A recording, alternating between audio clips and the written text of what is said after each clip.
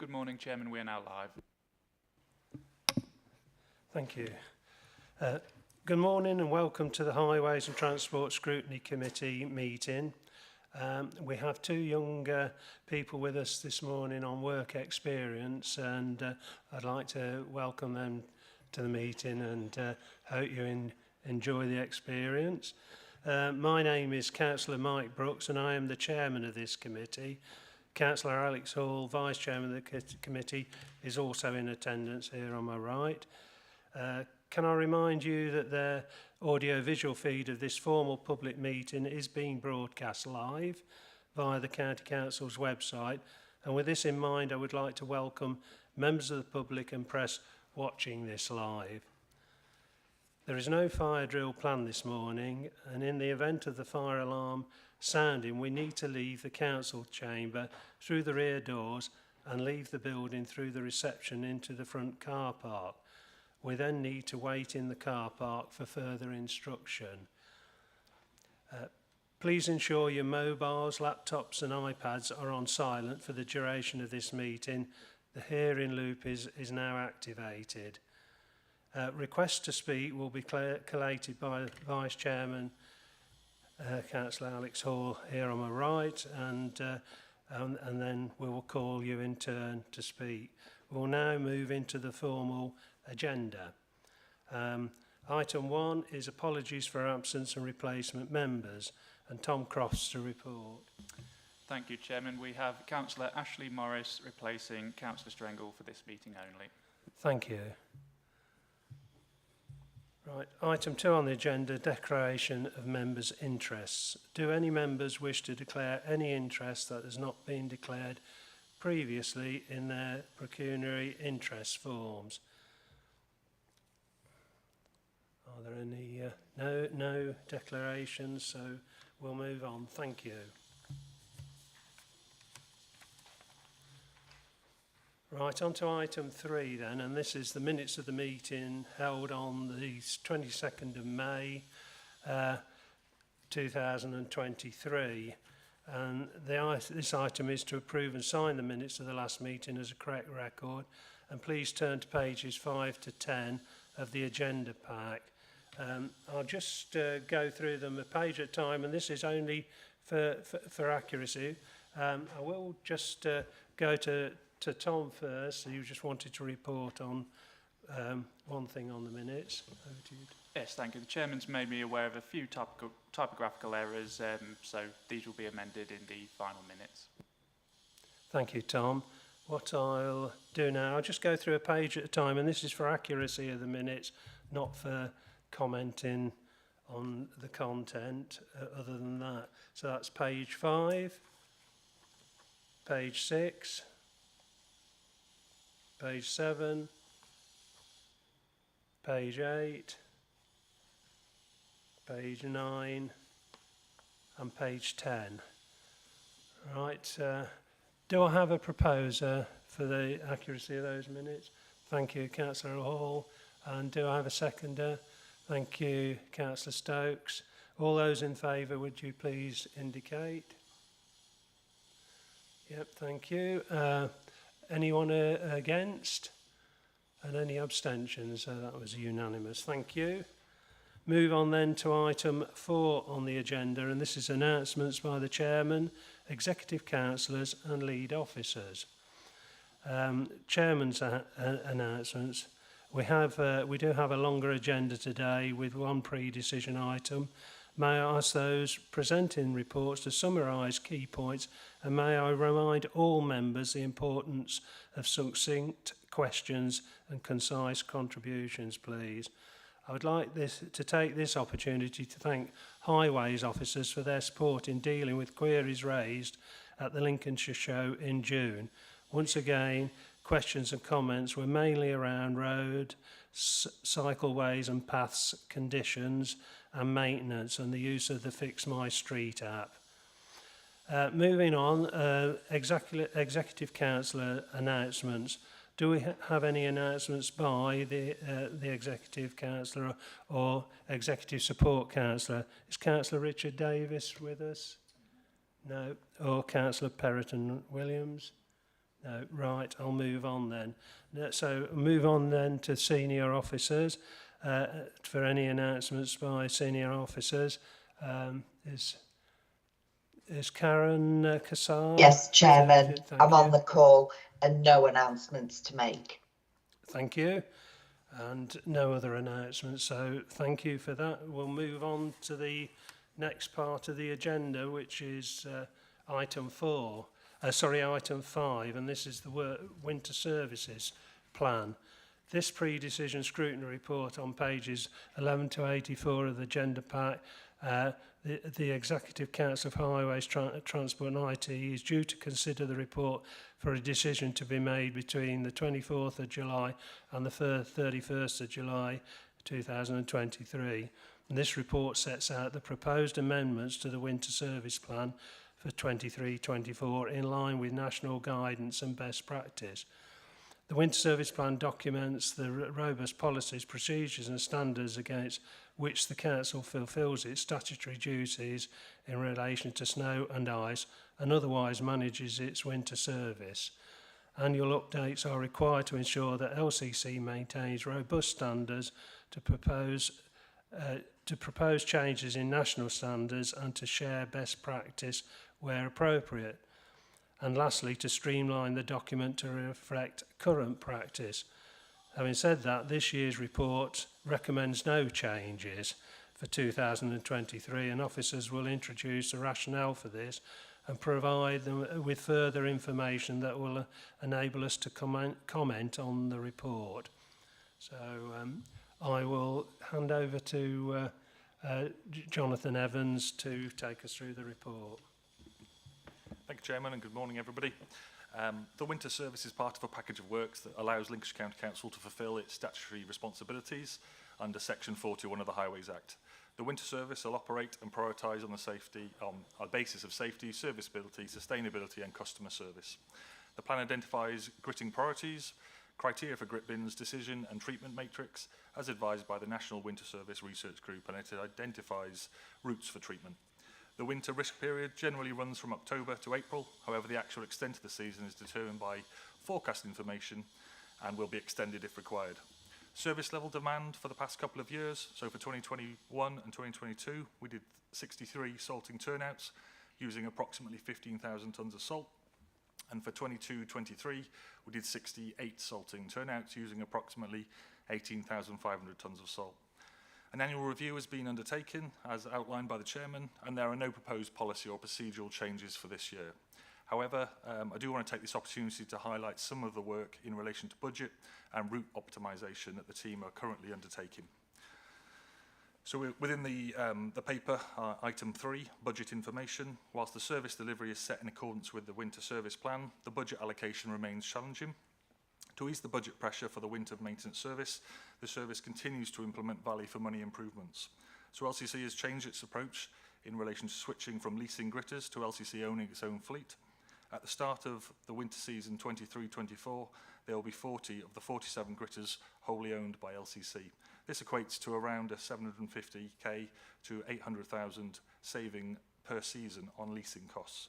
This reduction in revenue offsets the initial capital purchase price over the investment period outlined within the original budget place. So that's on track at the moment, so that's really positive.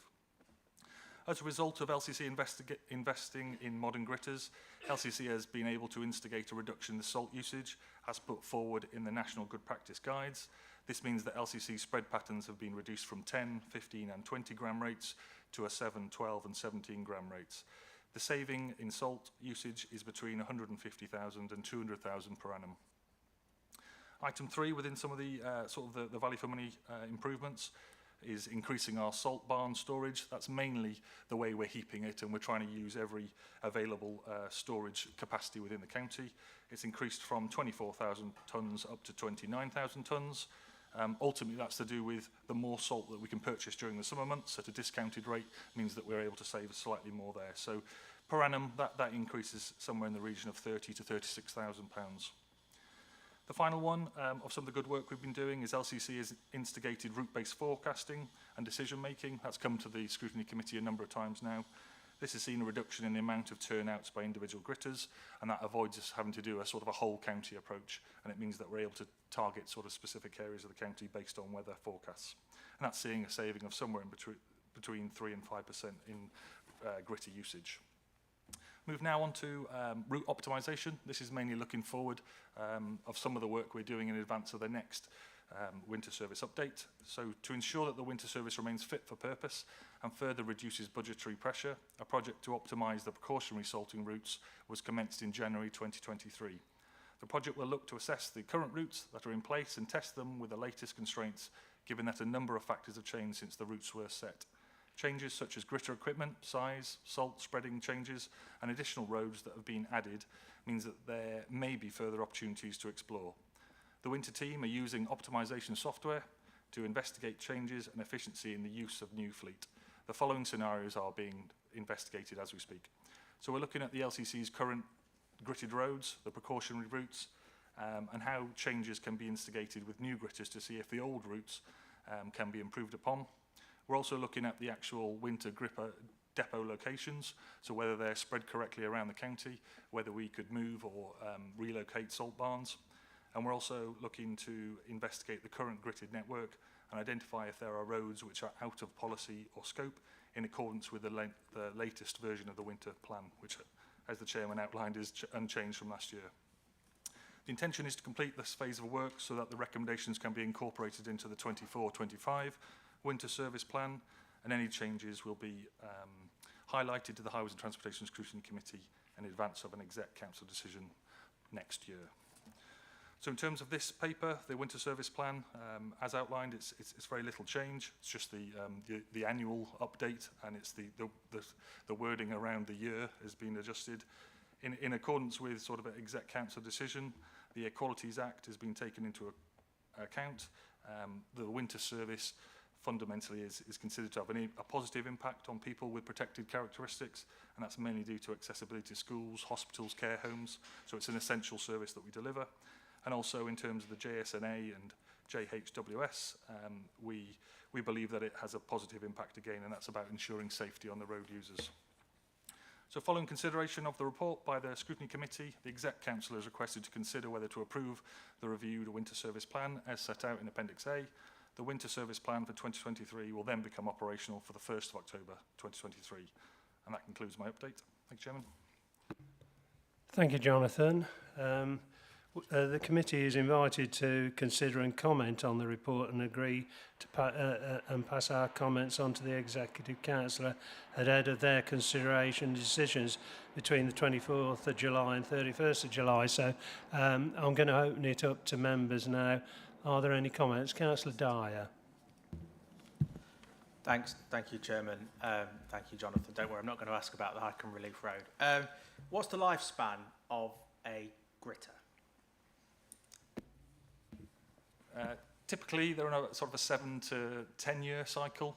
So that's typically what we see with some of our larger heavy goods vehicles on the fleet. We do try and use them sensibly around the county, so washdowns. Obviously, there's corrosion of certain elements, so we're very keen to keep them, especially now that they're LCC owned. And we're also starting this year for the first time is to relocate them around the county. So now that we're doing domain-based and route-based forecasting, we're seeing a higher use obviously around the Wolds to the northern area of the county, whereas some in the Fenland areas, they're lighter usage. So we have sort of a rotation system now just to make sure they're used sensibly and that we can prolong them as long as we can. If we can able to get an extra year or two out of them now that they're LCC owned, that will be a big improvement and it'll offer us better value for money ultimately. Okay, yes, come back, Councillor Dyer. Thank you for that, and thanks for that, Jonathan. The reason I asked that question, especially now they're LCC owned, is that what analysis is being taken on looking at procuring electric gritters? I've had a look, they are out there. I think they're in the very early stages of the technology, but as an authority, we're doing quite well in respect to getting to our net zero targets. But I think soon, we're going to have to make some difficult decisions to achieve that. And you think 50-yard gritters running diesel across the county for several months of the year isn't helping our net zero targets. So what assessment has been carried out on the practicalities of electric gritters? And is that something that could be a viable option moving forward? Yeah, I think as a highway service, it's something that we're always testing ourselves against. We do the same with Balfours and Colas, who deliver the sort of the other elements of HGV usage across the service. We do equally have a desire to switch to electric or hydrogen. I think that's probably the safest bet at the moment for the HGVs. That seems to be where the industry is moving. So that would, in my mind, probably be the next logical step, as long as we've got the infrastructure at our depots. We have recently commenced a feasibility study with WSP, looking at our depot connections, our electricity capacity, DNOs, and looking at the cost of getting those implemented. I think for the next 2-3 years, it's likely to be small vans, lower tonnage, probably 3.5 tons and lower, that will switch to electric. So stuff like an agent's vehicle or a member of staff will be able to switch to electric. I think for the larger, heavier vehicles that are travelling the distances in Lincolnshire, a very rural network, switching to electric on HGVs is going to be a real challenge and a risk. So we'll keep that balance and keep checking that we're making sure that we've got the benefits of a greener solution to ultimately delivering the service. But I think if I was a betting person, I think the hydrogen is probably going to be the way for larger vehicles. Okay, thank you. Councillor Rawlins. Mr. Chairman, just picking up on everyone's very interesting points on the viability of very large vehicles running on electric. Obviously, we come, say these vehicles have got a 7-year cycle, and we're getting to 2030 or whatever when you're not supposed to, well, I don't know, we won't probably apply to heavy vehicles like this, but they're getting near to the end of the useful life. So you're going to have to make a strategic decision then whether you replace them with, go early and replace them with diesel engines again, or actually hope that the technology is there when you require it, when they're actually not fit for purpose. Thank you. Jonathan. Yes, Councillor Rawlins. Yeah, the cycle is it's a phased approach. So we've got 47 gritters at the moment, and they're on a replacement cycle probably every year. We do maybe 7 or 5. So there's sort of a gradual approach, and as soon as that decision is made, we will start switching and looking forward. And the same applies to Balfour Beatty and Colas with the fleet that are operating all of our potholes and our reactive responses to the service. So it'll constantly be looked at when the value for money stacks up. In terms of the service delivery, we'll be making that decision as officers. I guess probably something for the Highways and Transportation Scrutiny Committee as a dilemma is that do we want to go earlier with some of those shifts and are willing to pay more for that service? I think that's probably the grapple or the difficulty as officers that we face at the moment. So I think if we do nothing, we'll switch when the value for money stacks up. But if we wanted to go earlier on some of it, we may need to increase some of our budget. Thank you, Jonathan. Have we any other comments? Councillor Clark. Thank you, Chairman. Jonathan, the plan covers the normal fall. I know it's a bit difficult to answer this. With climate change, we're seeing heavier and heavier rainfalls at different times of the year. Is the authority in a position to deal with a prolonged snowfall? Thank you.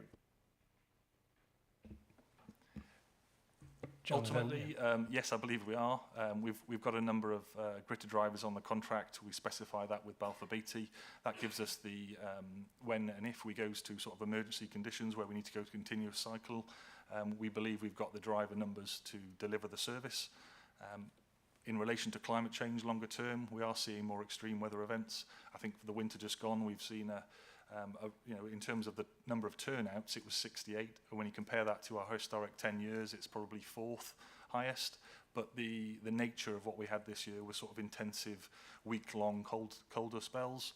It just puts pressure on the whole system in terms of that driver and the knock-on impact to the reactive service. So the drivers, when they're pulled off to do gritting, ultimately aren't able to do the day-in, day-out sort of task. So it's something that we continue to look at and review. If we needed to, if it became a sort of a more harsher climate, we could shift our delivery model to be sort of a dedicated drivers. so that they're there all of the time. But again, that's something that's a balance about value for money in terms of, do we want a pool of resource that are there waiting to do gritting, whereas at the moment they're pulled from the existing sort of delivery of our works contract. Thank you for that, Jonathan. Have we any other comments or questions? No, nobody indicate. I just would like to ask Jonathan about the investigation of the current gritted network and identifying if there are roads that are out of the policy scope or new roads possibly that would meet the policy scope. When that exercise is completed, will there be any sort of consultation on that, just to, for clarity, so that local people would be out, like parish councils, local county member, etc., would be able to have some input into that exercise? Thank you. Yeah, we'll be really keen to engage with the councillors, I think at the first point of contact, whether that's the Housing Transportation Scrutiny Committee or each of the members, where and if there is a part of the network that's been affected by a decision, like it formally doesn't meet our policy, but there's probably some historic usage of that network that we need to be aware of. We may need to redraft the winter service plan so that that part of the network becomes part of the precautionary salting, or it could be a discussion around it doesn't offer the best value for money, and there's another location within that, either the councillor's member or near district or division nearby, that we could add to the network. So it's not about a service cut. It's about trying to optimise our precautionary salting network and see if we can do it with less vehicles or less drivers, just to make our drive times and ultimately our efficiency. So we can go to a number of ways. In theory, if we are able to make efficiencies, it will either allow us to do more network, or if we wanted to make a budgetary saving, we could take that opportunity and reduce some of the network that isn't aligned to the policy. So keen to engage, and as soon as we've done that initial review, I'll probably set something up with key members, but whether that's the Scrutiny Committee or direct, I'm happy to be advised on that. Thank you. Well, I think if there's any change being muted on a member's patch or a member's division, I think they'd quite like to be involved, before any firm decision is made. So I would ask that we definitely do that, and local parish councils as well. I think we should seek their input as well, with my opinion, and hopefully the members of the committee would agree. Sorry, I'm getting nods from around the chamber, so I think they do, and I'm sure they'll say if they don't. Thank you. Have we any other comments on that? No, we haven't. So we'll move on then, and we have been asked to consider and comment on the report and pass any comments on to the Executive Councillor, Councillor Davis, for consideration before the decision's made. I think probably the main point that we've raised is the one I raised at the end there about when we get into this, looking at the current gritted network and identifying if there's routes that can come in or go out. It's consultation with the local member and local parish councils as well before any big changes are made to that or proposed. Yep. Thank you. So with that comment included, I move that the committee approves the report and we're satisfied with the recommendations made on page 13, and request that our comments from the discussion as captured are shared with the Executive Council for consideration ahead of taking a decision between the 24th of July and the 31st of July 2023. And just I would add in on that we did discuss the use of electric vehicles or alternative fuel vehicles going forward and the timings of those. implementation of those vehicles. Okay, so would all those, have I got a seconder for that proposed? Councillor Rawlins, would all those in favour of that going forward, please? Anyone against? No abstentions. I think that was unanimous. I'll carry on then to the next item on the agenda. Item 6, the Highways Performance Report, Quarter 4, the 1st of January to the 31st of March 2023. And this scrutiny report is on pages 85 to 148 of the agenda pack, and this report sets out the performance of the highway service and provides an update on all aspects of the highway service delivery, the performance data for the key contracts, highways works, traffic signals and professional service, and strategic highlights relevant to the highway service in Lincolnshire. This includes maintenance schemes, update and highways complaint report. And the committee is invited to consider and comment on the detail of the performance contained in the report and to highlight any recommendations or further actions to the executive portfolio holder. Now, Jonathan Evans is going to present this, so over to Jonathan again. Thank you, Chairman. So in terms of an update on all, this is going to be an update on all aspects of the highway service, including the quarterly performance data, the key contracts, highway works, traffic signals and professional services, and strategic highlights relevant to the highway service in Lincolnshire. Just wanted to highlight that the major scheme update now is being taken out of this report, and Sam Edwards will be updating that in the next update. So I'll start at just a general 1.2 performance report. A copy of the Lincolnshire County Council Highway Performance Report for Year 3, Quarter 4 can be found in Appendix A. The partners managed to achieve their targets for Quarter 4, except for WSP, who marginally fell below the 70% for the first time. The results per contract area are: Highway Works term contract, that's the Balfour Beatty one, scored 78%. That was up from 75% last quarter. The Professional Services contract performance indicators, WSP, that was 69.6, and that was down from 75.4% last quarter. Traffic Signals term contract, that's the COLAS contract, scored 90%. That was up from 86% last quarter. And the client performance indicators, because we score ourselves as a partner, scored 79%. That again was up from 75% last quarter. We have an overarching key performance indicators that are sort of a strategic level for all partners. That was 82%. That again was 1% up from the previous quarter. Success for Quarter 4 performance was improving the scores that were achieved in Quarter 3 and 4 in 5 contract areas. The professional services one, as outlined above, was the score that dipped, a result of one performance measure triggering an improvement plan. That related to contract notifications, which was PI7. The scoring position of PI3 in the Highway Works contract. PI3 is the task completed against timescale, the reactive service. Although it had dropped from 7 to 5, it did so during what is our historically our most challenging part of the season in relation to reactive service, obviously the winter period. For specific areas of the service that are below the targeted performance, the following improvement in plans are in place. And even though PI3 has improved, it still falls below the tendered bid position of 8 out of 10. So those that are in the improvement plan are PI3, PI8 and PI7. And the service continues to focus on these aspects. Just wanted to highlight an interesting phase of work at the moment is the contract refresh. The refresh procedure has commenced on the Highway Works, Professional Services and Traffic Signals contracts.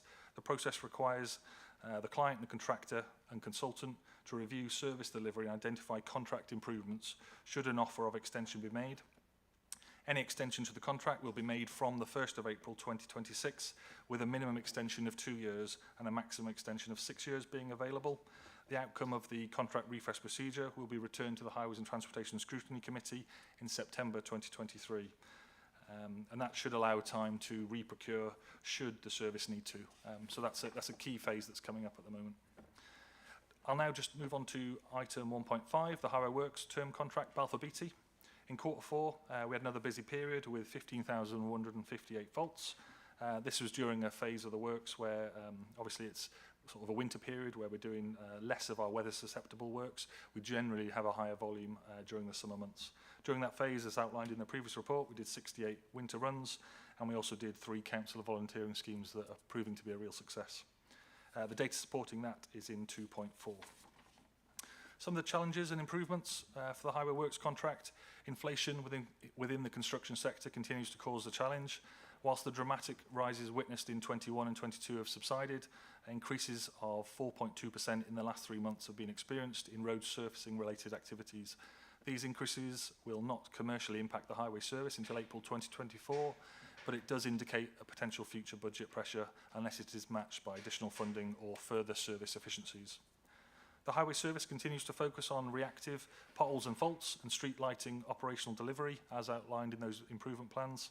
A series of day-in-the-life sessions have been held with the operational reactive gangs to help identify and implement further service improvements. These improvements will be implemented jointly between LCC and Balfour Beatty over the next 3 months. Combined with this improvement activity, construction of a new operational control hub within the LCC office is recently commenced, and an expected completion date of September 2023. The control hub will monitor live data of gang performance, feedback on operational issues, and be responsible for identifying service improvements. The control hub will be the focal point for any highway incidents when the wider team input and management decisions on the network are required. I'd like to propose that the Highways and Transportation Scrutiny Committee attend the launch of that operational control hub, which is likely to be in October. I'll move now on to the Professional Services Contract, WSP, and just highlight some of the good work in relation to the quality objectives. So WSP are obviously actively involved in the councillor-nominated volunteering schemes throughout the year. Done some really good schemes, just refurbishing some parks and play equipment in local communities where they sort of needed that little bit of a push, and that was a big commitment from WSP, Colas and Balfour Beatty, so that's been some real success there. They've been developing good practice activities with other authorities. They've developed a rolling programme of local apprentices, and we've got careers and STEM engagement with schools and local colleges consistently happening in the background. Some of the challenges for that professional services contract: whilst it is a national issue, recruitment for specialist roles within the engineering sector is proving difficult to attract and retrain in the current climate. LCC and WSP have implemented a number of initiatives to tackle the recruitment challenges and are looking to bring staff in WSP national offices to the LCC highway offices to bolster service delivery in the Lincolnshire team. And that's that sort of aligns with our strategy of bringing people into the office, and that's mainly for graduates and new starters. We're just having that volume of staff within a sort of a sector, especially with the sort of hybrid working arrangements now. We've seen that as a real benefit. Ongoing recruitment difficulty and increasing salary expectations continue to show with the latest inflationary data, with a 2.27% increase since April 2023. And again, that isn't commercially going to impact the highway service until April 2024, but again, it's similar to that Highway Works picture that there is still some creep on inflation data. I'll move now to item 1.7, which is the traffic signals term contract, COLAS. Q4 performance for the highway traffic signals contract was 90 out of 100. It's a strong quarter for COLAS, who continue to perform well in terms of the PIs.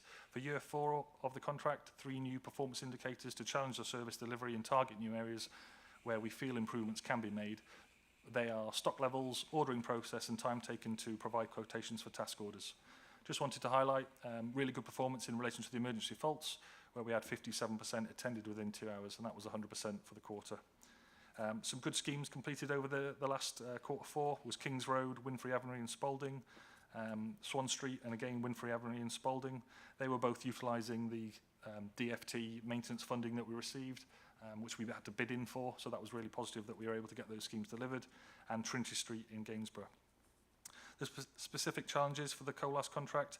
The traffic signals provider has struggled to supply their own branded equipment to the contract for the last 4 months, which has raised concerns with some of the elements of the supply chain around the delivery, timescales and quality, product quality.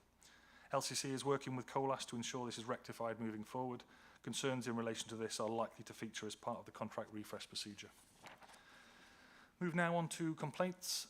Just wanted to apologise. Some of the data within this section is incorrect, so I think I'll probably have to add that to the minutes if that's okay.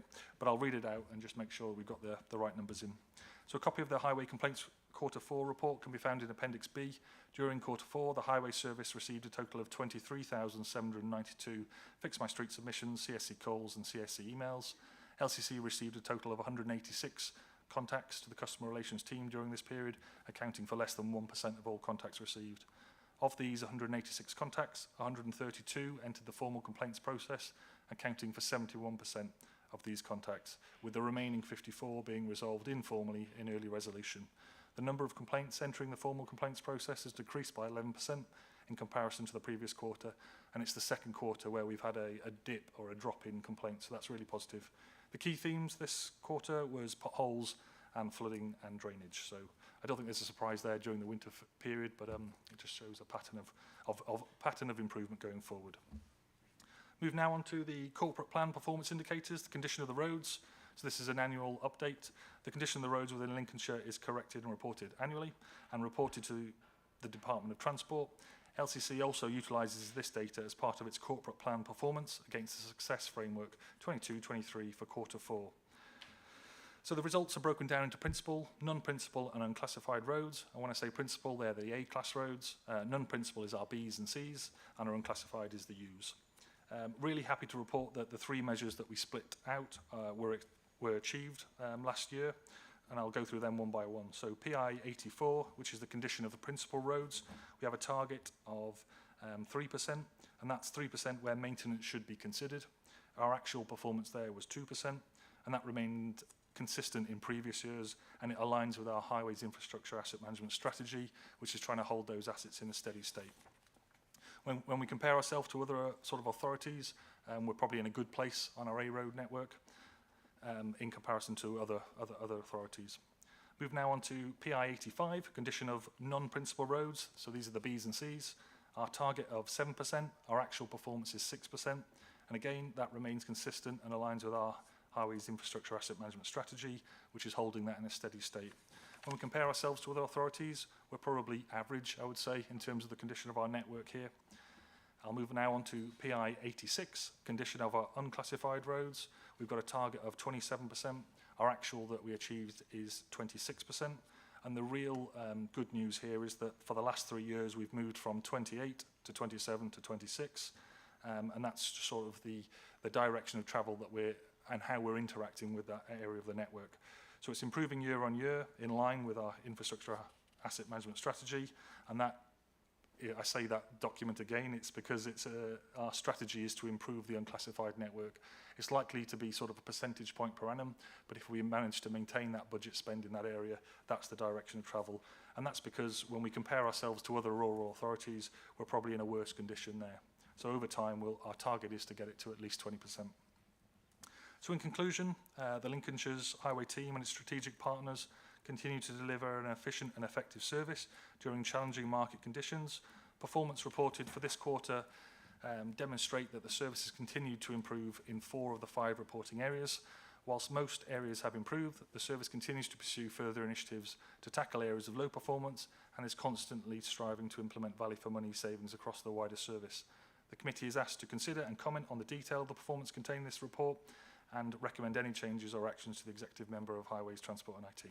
Thank you, Chairman. Thank you, Jonathan. Right, Councillor Wright. Councillor Wright, I believe. Thanks for the report, Jonathan. Councillor Wright wishes to comment. Yeah, thanks, Jonathan's report, and it's really good when we see the levels, the percentage levels that we are. But if you're in an area where you fall outside of that performance, then obviously that's the biggest thing that affects people around us. So when I'm reading that we've got enough funding, that inflation has not affected too greatly until next year, some of the issues over materials, I am gobsmacked to have an email on Friday. So I've got Sleaford Road in Ruskington, so it's a red route, it's the main route into the village.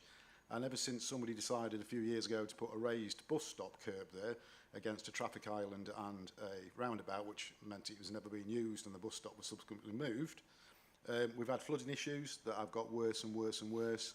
And so I was promised that finally, during the summer school break, that would be resolved. So as we speak today, the road is covered in water. So it's a crossing point for children to get to the school. It's a pavement. It washes water into the residents' driveway or pathway next to it. So it's a big problem. And now I've been told that after suffering the jokes on social media when I said it would be fixed during the summer holidays, everybody went, what school holidays. Somebody said, yeah, but which school holiday? I've now been told that it won't be till October, potentially. So I just find that, you know, a bit hard to swallow, that we're talking about, you know, everything's pretty good, but that is not a small problem. That's a huge problem when there's water almost permanently there. So I just, you know, like to sort of get an answer as to why, that if performance is so good, if we haven't got any problems, why am I now having to go onto social media today and tell everybody, yeah, you were right, you were right to guess, it's not the school holiday we were promised, it's going to be potentially another one. Have you got a comment on that, Jonathan? Yeah, thank you, Councillor White. I'm sorry to hear that at that location. Hopefully the team are interacting with you to make sure that that's addressed. In terms of the performance indicators, we do have one that targets the cyclical cleanse. That is our approach to, as we're now doing a targeted cleanse in terms of our strategy and plan. That's making sure the frequency of those gully cleanses are either 6 monthly, annually, or every 2 years. I will definitely dig into that location and make sure that we've got the right cyclical approach there. The performance indicators are monitoring that cleanse cycle, but it's not monitoring the reactive jetting that we are able to do. So if there's a delay in that reactive jetting due to resource issues or budgetary concerns, that won't be showing in this data. So that's something I'll take away just to give an update on in terms of the Scrutiny Committee, and it's something that we're aware of and trying to push forward in terms of response. Yeah, I mean, I concur with Richard. It is, it's not good when you give the locals a date for something to be done, and then it gets missed. It does reflect, you know, badly on the local member, and you know, it's happened to me in the past, and it's not nice. Councillor Wright, you want to come back? Yeah, can I just come back? Dig into it is the right phrase he's used, John, because it's not jetting. This is works that apparently needs doing to that area. So it's not a cyclical problem. It's promised works that are now not going to take place when was said. So, you know, it is a bit. There is a vast amount of water though. It's not like we've just got a little bit of a puddle. So it's a bit disappointing. Yeah, I mean, yeah. Richard Fennick is what's come in there. Just. Yeah, thank you, Chairman. Sorry to come in. I'm not presenting today, but I want to sit in. But if I could have a conversation with you outside of this meeting, Councillor Wright, because I am aware that there's drainage works on Sleaford Road that I'm seeing is currently scheduled for August still. So I'll just understand who sent you that email and what the delay is on that, if at all. I'm not entirely sure of exactly what works those are that you've been told have been delayed, but I'll pick that up with you outside this meeting if that's okay. Yeah, I think that's the way to pursue this outside of the meeting, and you've raised it now, and I'm sure officers will take that away and try and come to a satisfactory conclusion. Have we any other comments on this? Councillor Vernon. Thank you, Chairman. I've just got a couple of points to raise, both in different aspects of the report. So one of the things that I just want to talk about, page 88, obviously the contract notifications process within timescales 0 out of 10 for Q4, that is sort of quite poor. There's no other way of putting it, sort of a 0 out of 10. You've commented in the report that you're hoping that that score will improve and is expected to improve. Is that on track at this early stage to improve? Thank you, Councillor Vernon. So that was the WSP Performance Indicator 7. We've carried out a training session with the team. We've identified the actual problem, and believe it or not, it was one person retiring and the handover to their successor. So we've implemented a phase of training.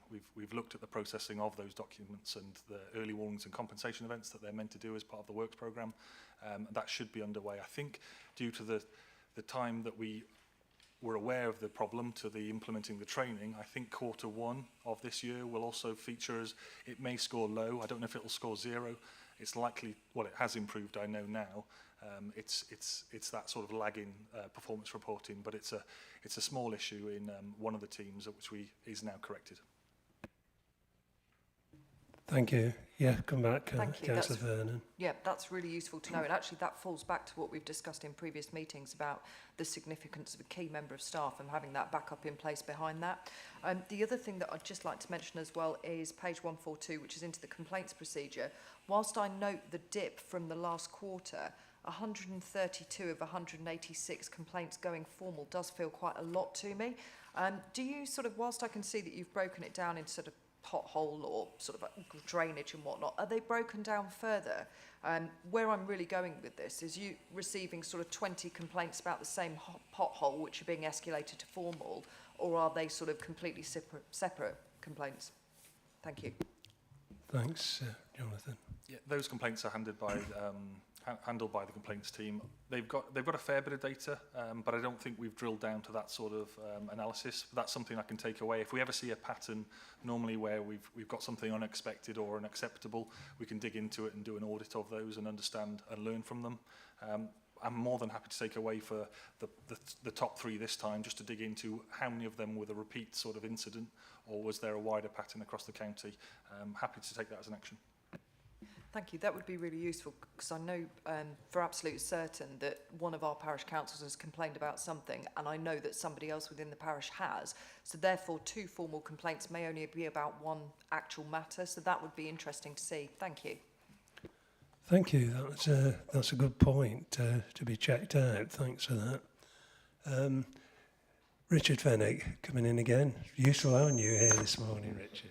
Yeah, sorry, I'm talking too much. I just wanted to clarify that from the customer complaints point of view, it is fairly separate from the fault reports that we get through Fix My Street. So on average, we get around 40,000 fault reports a year about various things on Fix My Street.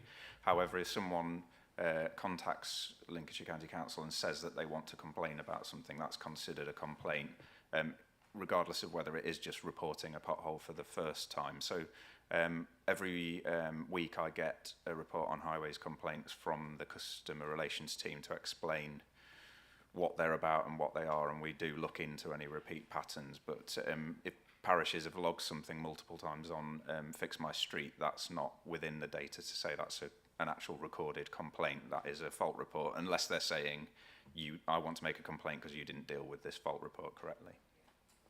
Thank you for that clarification. That's really useful. The one I'm referring to is definitely sort of going down the complaint process rather than a Fix My Street inquiry or sort of notification. Thank you. Yes, so Richard. That would, everyone's complaint is handled as a separate complaint, even if they're about the same thing. But at the same time, it would be nice to know if we've had several complaints about the same problem. Yeah, thank you. Have we any other comments or questions on that, on this? No. We'll move on then. We've been invited to speak and consider and comment on the details of the performance contained in the report and highlight any recommendations or further action to the executive portfolio holder. And the one we have got is to look at those repeat complaints, see if several people are complaining about the same problem and try and get some sort of report to let us know about that. So if we could include that. Yeah, Jonathan, you want to come in? Yeah. Sorry, that discussion's just refreshed my memory about something that Councillor Wright has mentioned a couple of times in the past. We also did a phase of work with the complaints team about the number of complaints that we receive that are sort of on the edge of our service delivery, so stuff like utilities. They don't feature within this report, and we've done a bit of training with the teams to sort of push back, saying this is outside of the service delivery. So the complaints team have started to capture the volume of them, but they're not featuring in this paper at the moment. I just wanted to add that because it just closed down that discussion that we had. Thank you for that, Jonathan. So with that inclusion in the that comment included that I've just alluded to about the repeat complaints about the same issue, can I then move that the report be received and that the committee's satisfaction be recorded on the activity undertaken in Q4 as described in Appendix A, that great efforts in resolving complaints as described in Appendix B and the performance of key metrics as presented in Appendix C. And I ask that our comments and suggestions made in relation to the aforementioned be taken under consideration by the relevant officers and the executive portfolio holder. Does anyone dissent from that? No, no dissension, so that is agreed then.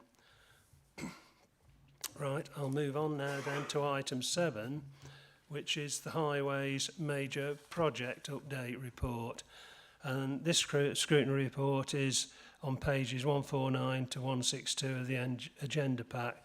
And the report follows the progress made on major projects that were included in the Highways Performance Report previously, but it was decided at a previous meeting that we would have these split out now, and the committee is invited to consider and comment on the detail contained in the report and make recommendations on actions as required. And the report will be presented by Sam Edwards, Head of Highways, Infrastructure and Laboratory Services. And I'll hand over to Sam now. Thank you. Thank you, Chair, and morning all. As was discussed by the Chair and also Jonathan, this is a new paper. We normally have this in the performance report, but because there tends to be specific questions around the majors, we thought we'd extract it as a separate report. Just going through this, and we'll pick up at the end, but I'd welcome some feedback on what we've put together, whether this is sort of hitting what we want, more detail, different, so please keep that in mind as we're going through. So as this is the first paper, I thought I'd have a little bit of a look back over the last few years. So the first few pages, I've looked at what we've done over the last, I picked 6 years. And it was actually quite interesting that there's clearly there is a lot of discussion about infrastructure of this scale being spent in just localised areas or specific areas, but actually it's quite wider spread than people perceive it to be. So that's quite an interesting look back at that. I picked out 3 example projects that we've done over the last few years. Risehome Road Roundabout on the north side of Lincoln. Welton Roundabout, just to sort of the northeast of Lincoln, but also Holdingham Roundabout at Sleaford. I picked those out because they are sort of prime examples of major scheme investment of that kind of medium scale, not your sort of £150 million schemes, but your sort of £5, £6, £7 million schemes and the impact that they have.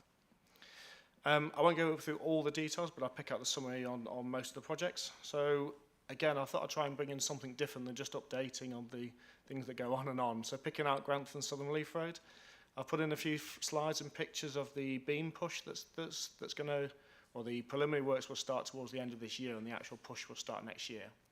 Please don't get too excited. This doesn't get pushed out overnight. This is over a number of months. But effectively what's happening is rather than lifting beams into the abutments, we're building them to the side and then pushing the beams out so they're cantilevered over and then land on the next pier.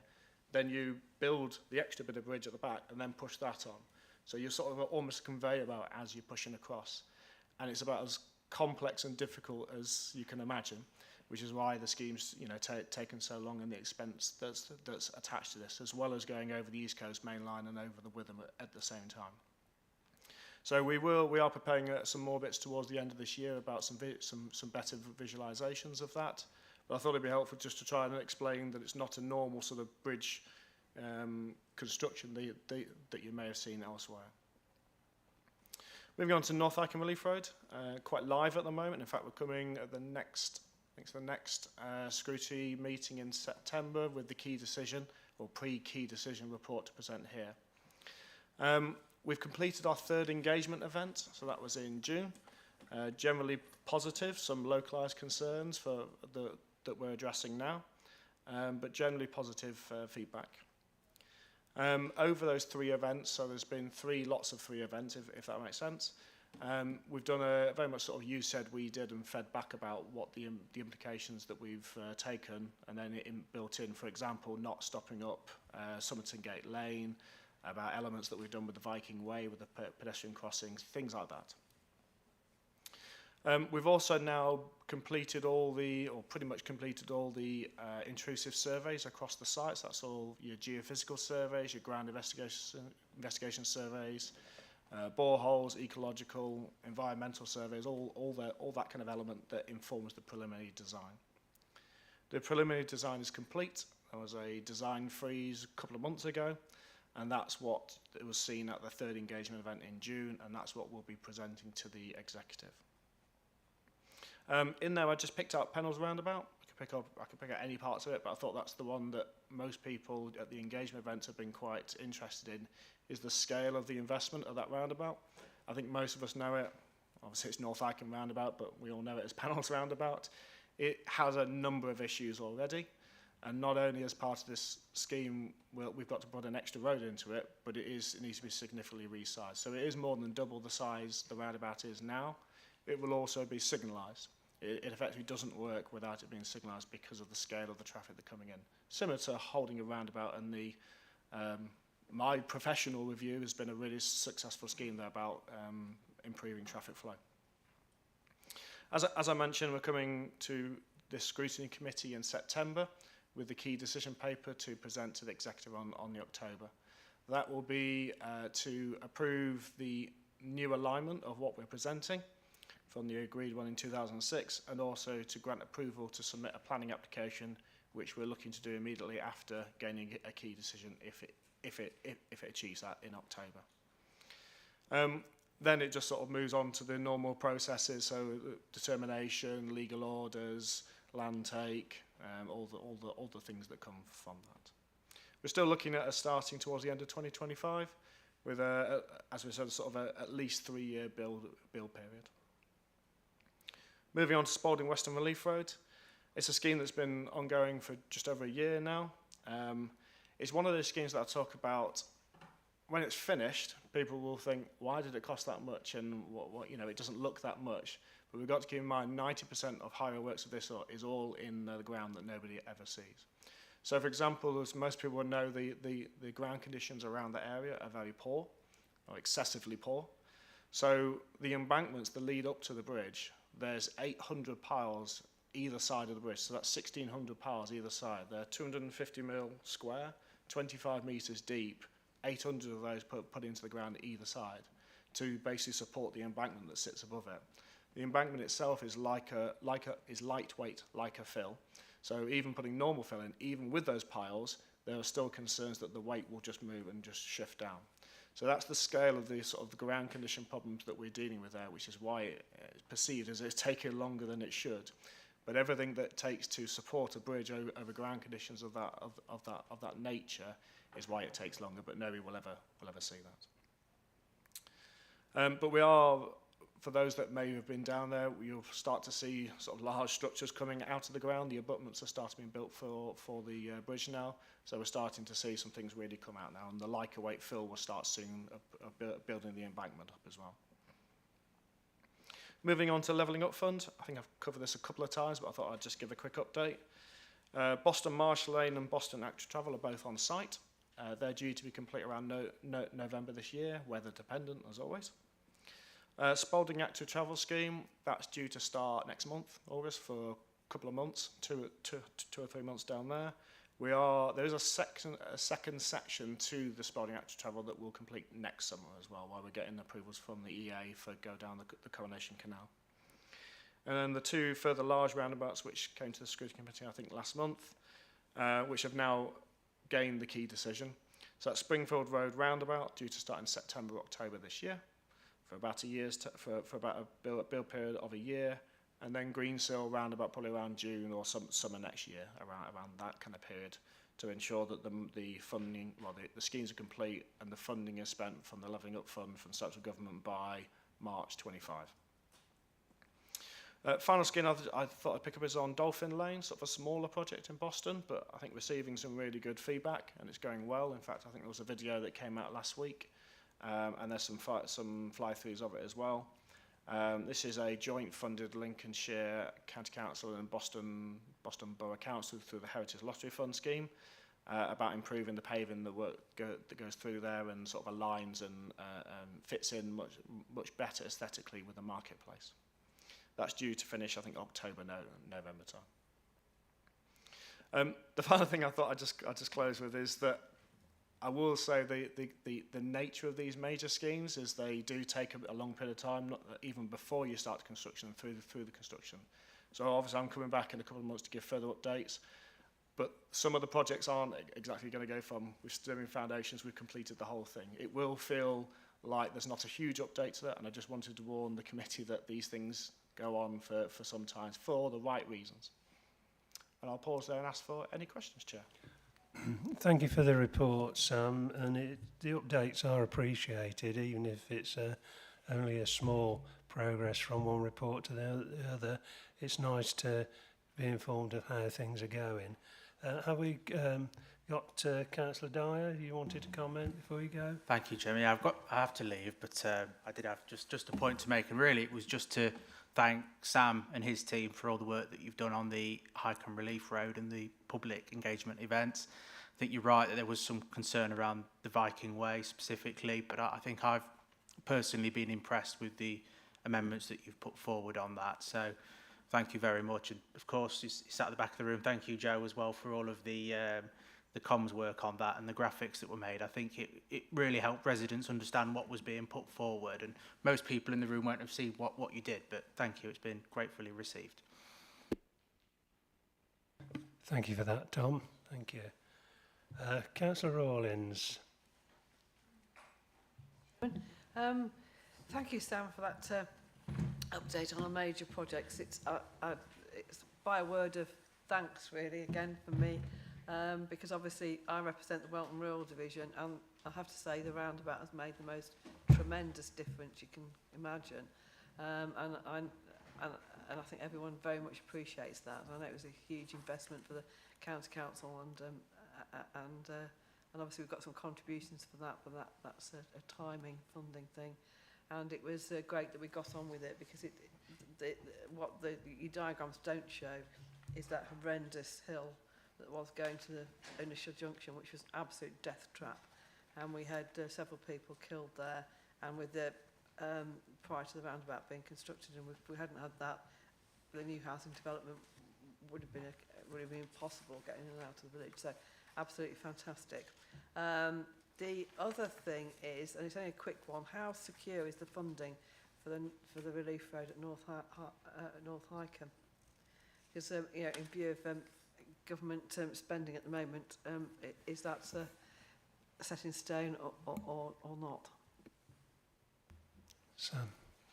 Okay, so the funding, the £110 million, to be clear, we're already drawing down that funding now. So that's really, really important. We're allowed to draw down elements of that funding to get to it that informs the position of getting to a final business case. So that includes things like gaining planning permission, going through the legal orders, the public inquiry, if there is one, all those kind of elements. What it won't cover is the actual land take and the utility diversion and the construction works, because you don't need that to get to the final business case. The way that the business case works, it is not fully sort of legally confirmed until the final business case is signed off, which will be sort of towards the end of 2025, because you can't submit a final business case until you have planning permission, legal orders for the land, sideways orders, things like that.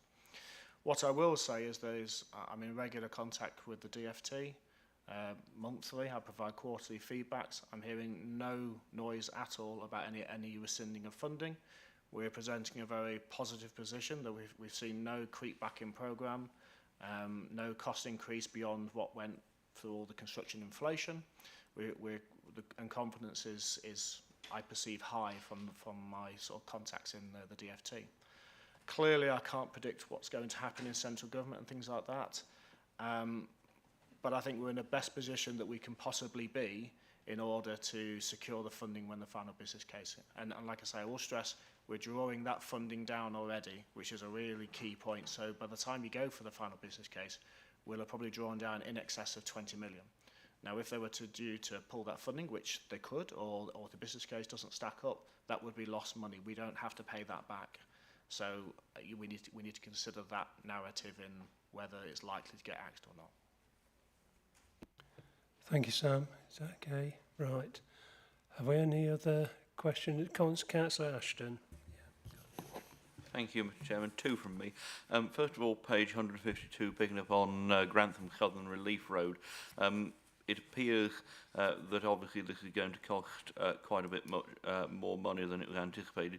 Could you give us an idea how much more that is likely to come to, given the delays and inflation and the extra work that's needed? And also picking up on page 157, Coastal Highway and Skegness Relief Road concept paper. With the Skegness Relief Road, to what extent does this take into account things such as the Skegness Gateway, which I understand the council is a consultee on? Over to you, Sam.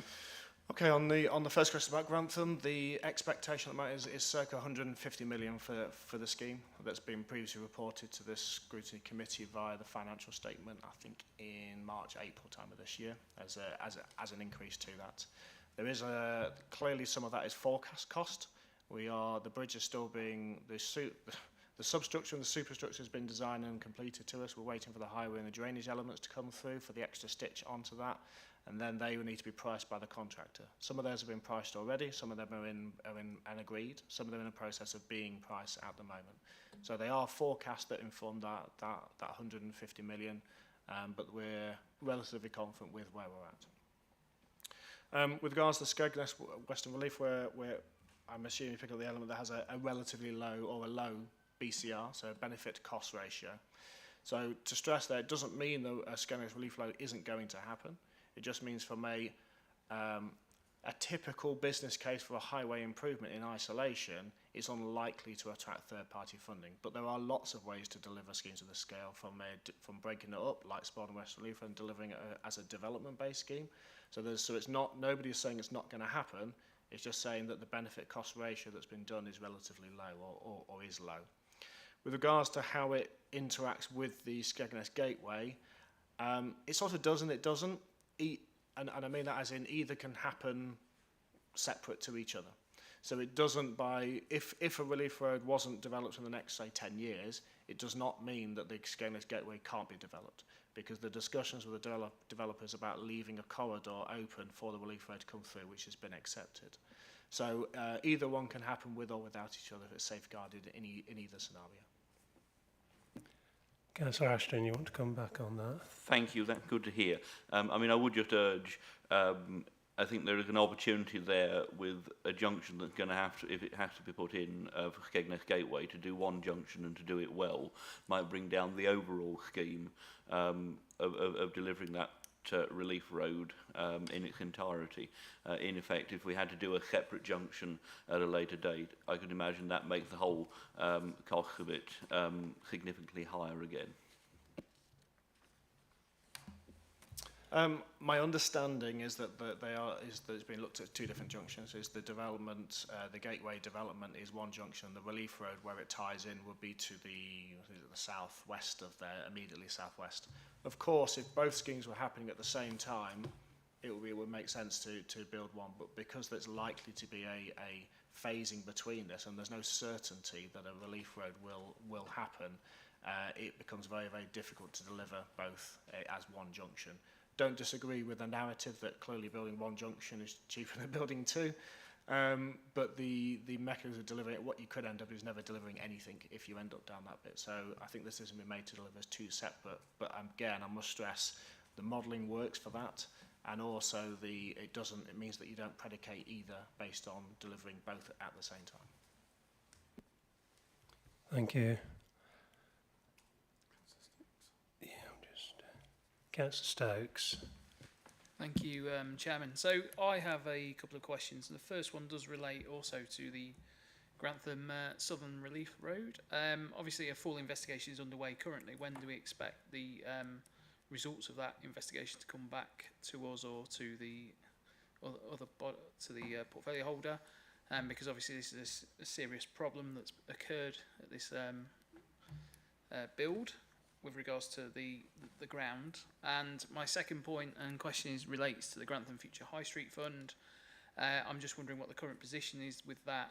The Station Approach project would involve part of my division, so I just need to understand the current position of LCC, because obviously it says in the paper that this is not led by LCC, but it's being led by SKDC, and the risk sits with them. And I know from when I was a district councillor at the time, discussions were ongoing at that point. So I'm just wondering where those discussions have been taken. Thank you. Yes, Sam, over to you. So on the first part, I'll be clear that we have not started any legal processes or any investigation with the designers at this stage, because we want them focusing on redesigning the bit that we need to do. So we don't want the engineer's focus being taken off that. So that final structure element should come in the next, I think it's the next 6 weeks. Then if we are to start anything about recuperation, if it goes down that route, then we need to understand what our cost is. So equally, we have to wait until we have that priced by the contractor as well to understand the scale. We are doing elements in the background there. We have had expert reviews taking place on this, but there's little more than I can say at this moment. I don't have a timeline from when it was, because these things will be quite iterative over a period of time. But they're not being washed over, I will assure you of that. With regards to future High Street Fund at Grantham, as you say, it is a district SKDC-led project. We have done an element of design for 2 elements of the scheme. There is a funding concern. There isn't basically enough budget to fund both schemes as construction inflation has moved, as we talked previously. There's been ongoing dialogue about which one we do or don't do, or none. Effectively, we are waiting on feedback from the District Council on how they wish to proceed. Clearly, before we proceed, the intention is that the Lincolnshire would do the works and expend the funding that will then be paid for by the District Council. I will need to come to this committee as a pre-decision to go for a key decision to enter into that contract. And I think the County Council's view is that as it is a district-led project, it is their project to fund. So we'll need an element of underwriting of those costs, because it's not a County Council-led project. So the district are aware of that, and they're considering their options to come back to us on how they wish to proceed. Thank you for that, Sam. You okay with that, Councillor Stokes? Have we any other? Councillor Ashley Morris, sorry. Thank you, Mr. Chairman. Obviously, as a Boston councillor, I'm always massively encouraged to see the word Boston on a highways agenda. Active travel, could you explain just briefly for me, and probably everyone else knows, but obviously I'm a newbie, if you could explain what that entails for Boston? Thank you. Sorry, I missed that bit. I heard Boston, but was it chief travel? I couldn't Boston Active Travel you've got as a project. Yep. So if you could just briefly, that'd be lovely. Thank you. Yeah, apologise. Yes, that's one of the schemes that we've got on site at the moment. So the Marsh Lane roundabout works that we're doing, there's actually 2 separate schemes. So we've got a Marsh Lane roundabout and then all the active travel arrangements that we've done. We've issued it as one contract to get efficiencies through that. So that's the works that are happening now. But it's effectively linking east and west from Marsh, I've gone from my head now, the industrial estate, thank Marsh Lane and the industrial estate, thank you, through to the west of Marsh Lane roundabout, and also down to the schools as well. So the plan is on page 158 of the pack, which goes through sort of the arrangements through that. Thank you very much.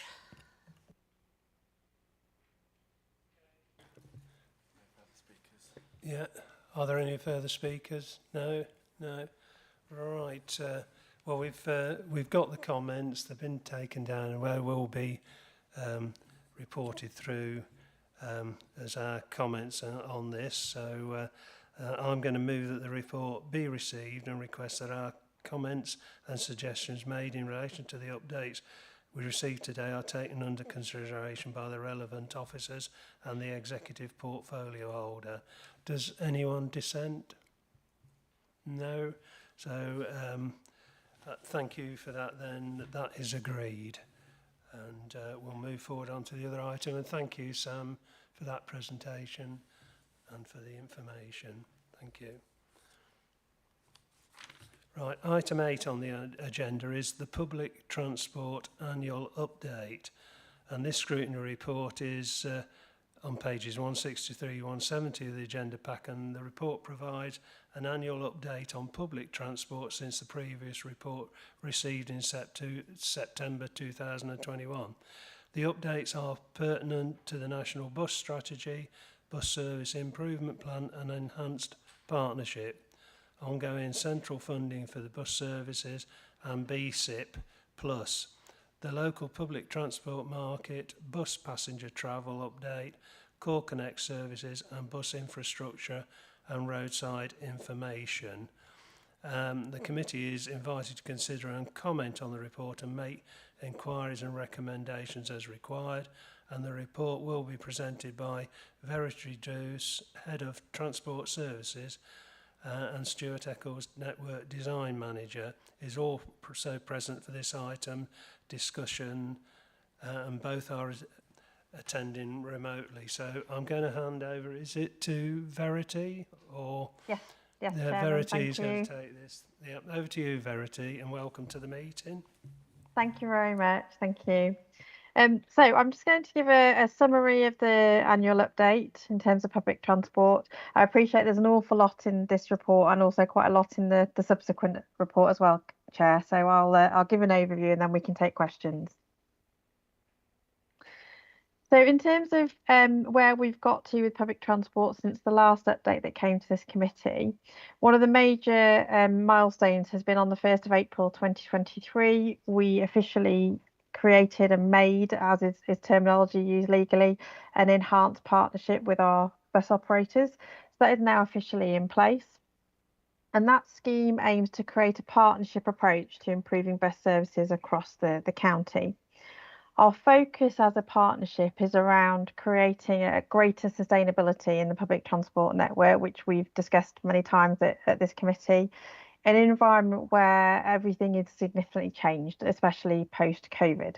So we know there are many challenges and we are trying to work together with our operators to decide how we can create a more sustainable network for residents and visitors. The detail of the enhanced plan is available online, so I wasn't proposing to go through that detail, and we have given a summary of the main obligations that are in the report. The plan document itself, the bus service improvement plan, is something that we have to update annually, and the committee has it on their agenda for the September meeting for the latest update on the bus service improvement plan document itself. So we're just in the process at the moment of reviewing it, revising it, updating it with the schemes we're looking to deliver as a partnership, and then we will bring that back to this committee. The other piece of work that is very formative in terms of where we go in the future is that 1st of May 2023, the government announced additional funding, which is called BSIP Plus, so Bus Service Improvement Plan Plus funding. And as a council, we're looking to receive 2.1 million in 23-24. And that's something that, in theory, at the moment, we have to spend in this current financial year, but we also are still waiting to confirm the parameters for what that funding can and can't be used for from government. So we have some challenging timescales associated with that. Whilst we're waiting for those details, we are working up the schemes that are in that bus service improvement plan to cost them and work with our operators to clarify exactly which schemes we'd be best delivering to give us the biggest impact for that funding during 23-24. And we're hoping that more funding will follow, but obviously it's case by case at the moment with central government. The public transport market overall, and you can see some of the statistics we've included in the report, we are seeing more resilience with drivers, which means the operators are having less cancellations. That's more positive for passengers than it has been post-COVID. And LCC is continuing to support those operators and services as much as we possibly can, but obviously we have our own budget limitations. Passengers are returning to public transport. We're definitely seeing that, but not to the pre-COVID levels that we saw. And Lincolnshire is faring fairly well compared to other areas you'll see in the report. And whilst we haven't done any detailed research to understand why Lincolnshire is faring well, we're seeing that as a positive. And we have been running communications campaigns. So Stuart's team have done a particularly large campaign in the last 12 months to try and encourage bus pass users, especially back onto that public transport network. We are also looking at it in the second report, but I will cover it off now. Something else we're looking at to try and enhance the sustainability of the network is looking at where we might be able to move scholars from closed contracts which school organise back onto the commercial network. That's something we've touched on previously at the committee in discussion, and we can come to that afterwards. So in terms of our Core Connect service, our Core Connect service, as you'll see in the report, is also doing very well. We're at a 98-99% return to pre-COVID passenger levels, which is brilliant. And we've been liaising quite closely with the DFT in the last few months to talk about how well that's doing and how we might be able to support other authorities. As a demand responsive transport network is certainly something that seems to be growing across England. As part of that Core Connect improvement and development service, we're rolling out an app-based approach and system to bookings and managing those services, which is going very well. It's going to be finished across the whole county by the end of March next year, but we're well on the way. Got the next rollout starts in August. And we've had some very positive feedback from passengers, from users. They're seeing it as something which gives them greater flexibility, and there are some additional options available in the app, which I think are proving very positive for those passengers. So in terms of our next real focus areas with the public transport network and with our operators, it's really threefold for me.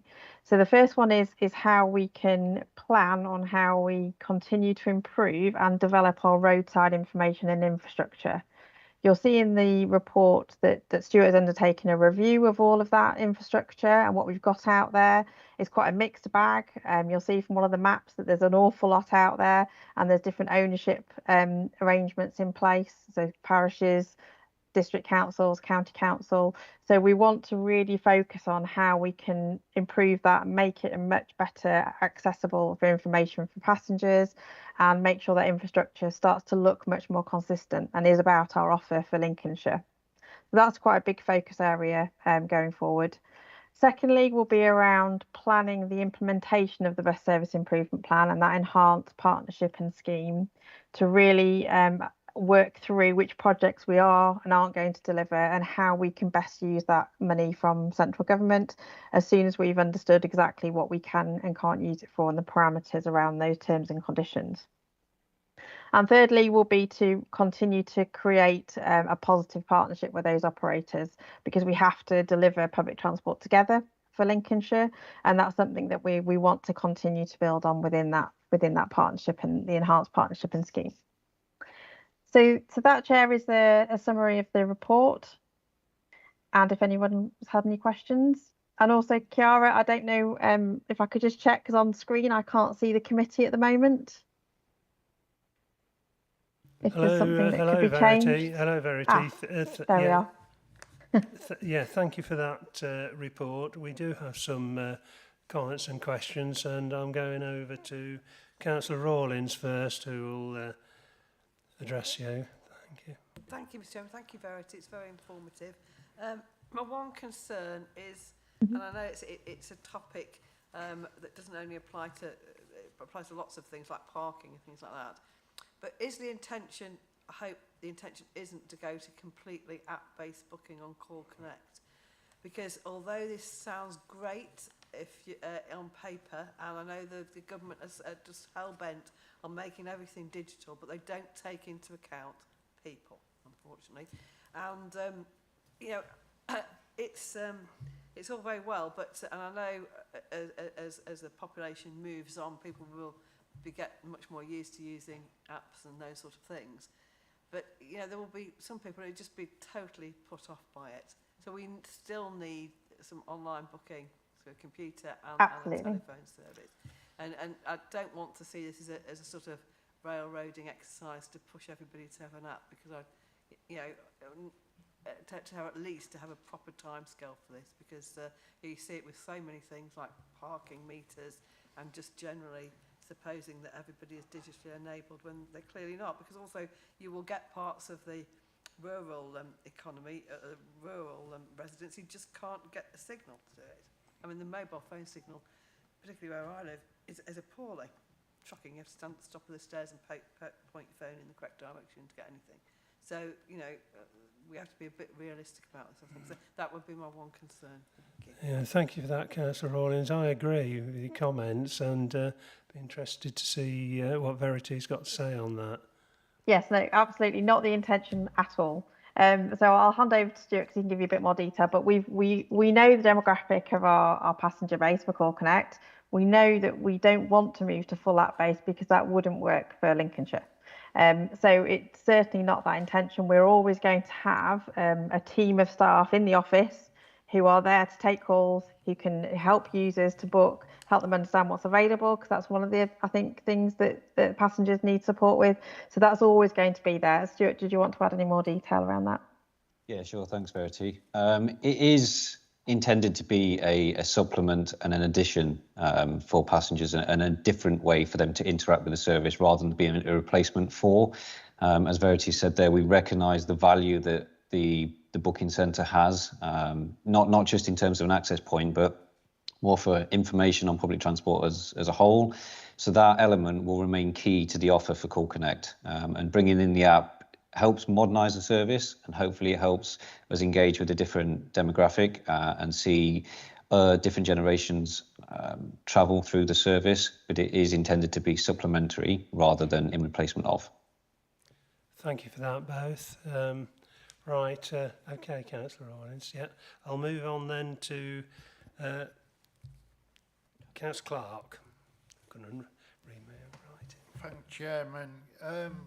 Completely agree with the last comments, what the councillor made. I'd like to ask about 1.23 in the report. I'm a bit curious about the funding and who's wagging the tail here with the outcome of the funding. Do the bus operators have a direct say in where that funding goes? And at the same time, does the bus companies discuss in a partnership the routes that make a lot of profit? That's the first question. Thank you. Okay, yep. Okay, do you want me to take all the questions or do you want to pause there? Second question is PC coaches are taken over Call Connect on the East Coast. Does that include the booking system or is the booking system independent? Thank you. Okay, thank you. So I'll take the last one first because that's an easy answer. That the booking system is completely independent, will always be run by LCC. That doesn't get handed over to the operator. So we have full oversight. We deal with the customers firsthand. We make the bookings, etc. Is that clear on that one? Yes, Verity, thank you. Okay, sorry, I can't see anyone, so it's really difficult. And then the second item was around BSIT plus funding. So in terms of where the driver, if you like, no pun intended, is coming from. So LCC is very much it's the funding has come from central government to LCC. So LCC will be making the decisions around which schemes get funded and which don't, and obviously we've got to have that discussion and finality from central government around those parameters and the T's and C's. What we use the enhanced partnership board to enable us to do collectively from both an operator side and LCC is understand where we could maximise the funding and where we can have the strongest benefit in terms of improving the bus service network and improving what's on offer to those passengers. But ultimately it's LCC's decision.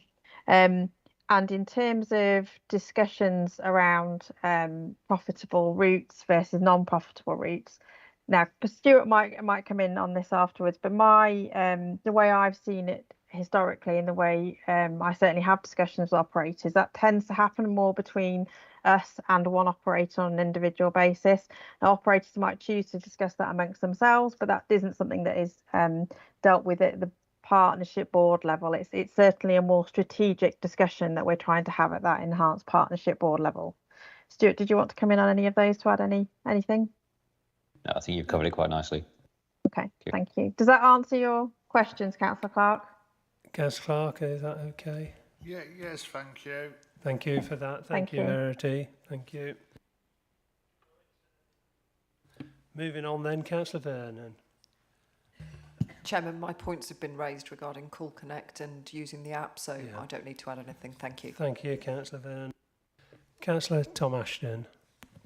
Thank you. Appreciating that all of the aspirations that the government has put forward along the lines of things like Bush Back Better, this still really does seem to be a bit of a Cinderella service when it comes to getting money from government to get us to where we need to be. And appreciating, I'm a little bit sceptical that we're providing bus priority measures at junctions when there are still significant gaps in bus coverage across Lincolnshire between our not insignificant towns. I'm conscious that if you live in Bourne, you can get to Peterborough perfectly adequately, and possibly Stamford, but anywhere else in Lincolnshire on a bus is practically impossible, certainly not to Spalding and certainly not to Sleaford. And if there's anything that we could do to link these places up better, I would really encourage you to do it, but appreciating that £2.1 million isn't going to go very far. No, unfortunately not. Do you want me to come back on that, Chair? Yes, please, Verity, if you can come back on that. I mean, Yeah. it's the connectivity issue, isn't it, with the buses? Yes, absolutely. No, you're right in terms of 2.1 million is a very small amount compared to what we'd actually need if we were going to overhaul Lincolnshire's network. So connectivity in those key corridors is something that we're absolutely looking to focus on. And Stuart's been doing some work recently in terms of mapping what key corridors might look like in terms of accessibility to employment opportunities, accessibility to learning and skills opportunities, as well as the sort of leisure and other passenger requirements. So it's something that is absolutely ongoing in key. We recognise that we're not covering the whole of Lincolnshire, and this is one of the challenges I know we've talked about at this committee before with that deregulation of the bus market, and that we can only step in where we're able to. We're heavily reliant on commercial routes being established to fill the main needs of our residents. But absolutely be helpful to maybe have some specifics on the corridors you're talking about, which I know Stuart would be interested in terms of feeding through that network review, wouldn't you, Stuart?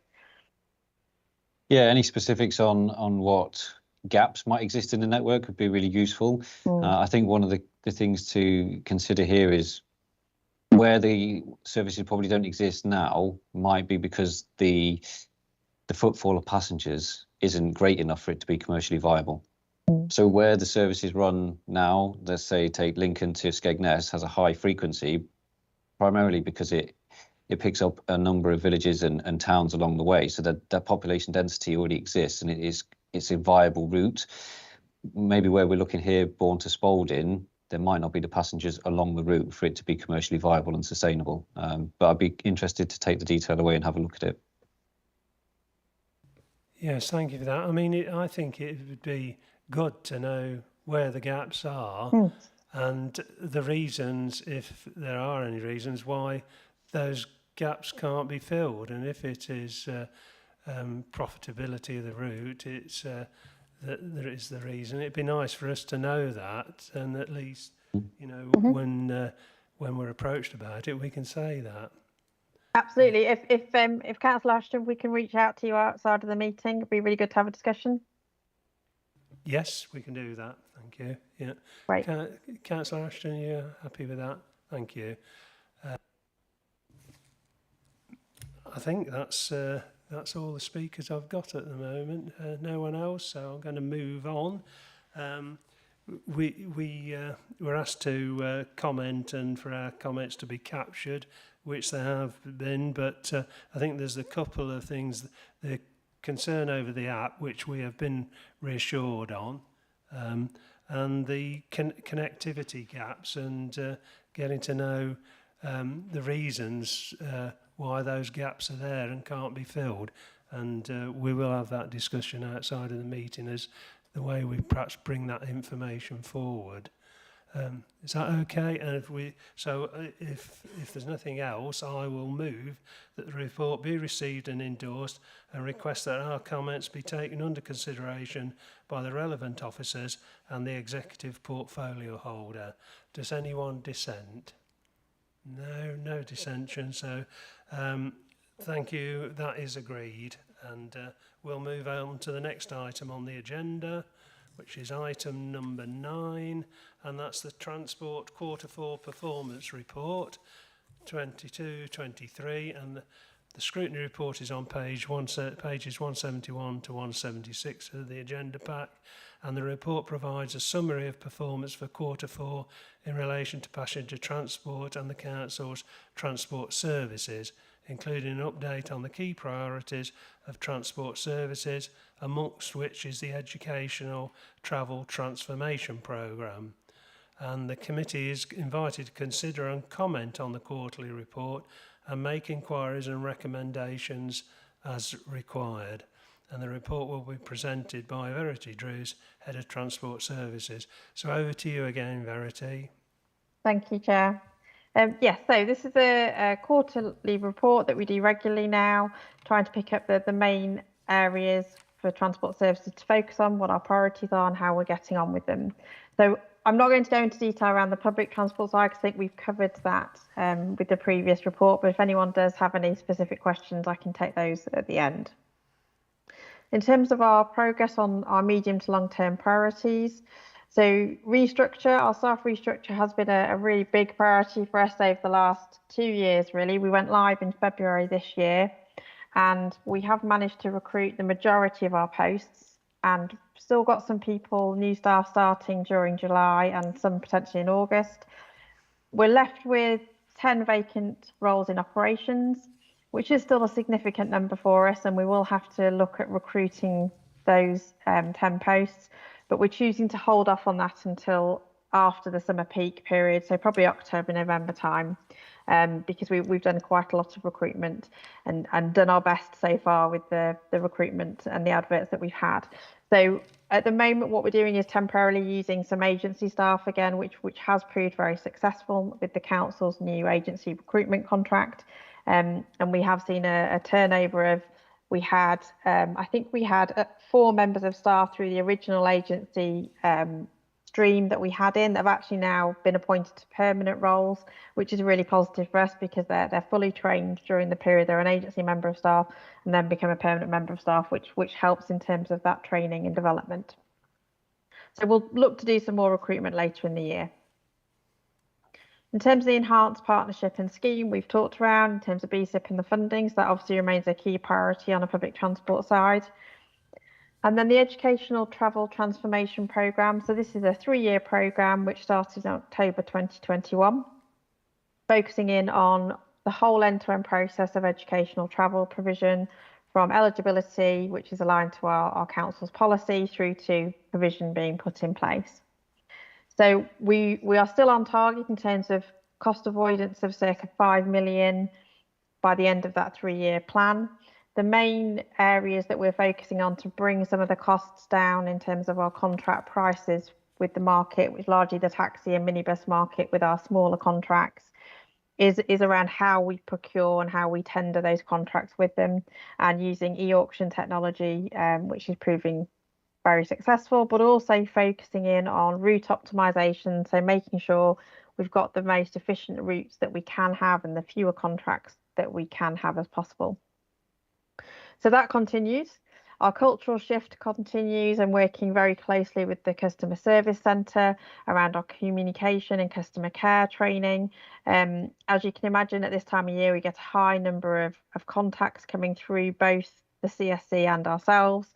And so it's a real partnership job to manage the volume of contacts coming from parent carers and also internal within the council. We get referrals through social care, etc.